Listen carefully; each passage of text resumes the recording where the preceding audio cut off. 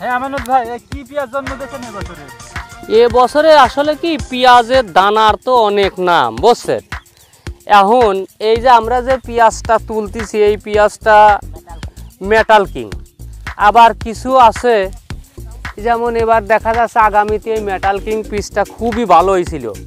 তো এই যে এবার আপনারা তো দেখছিলেন যে এবার 17 দান 17 রকমের হয়েছিল। তো এই মেটাল কিংয়েরও এইবার এই একই পরিবেশ হয়েছে।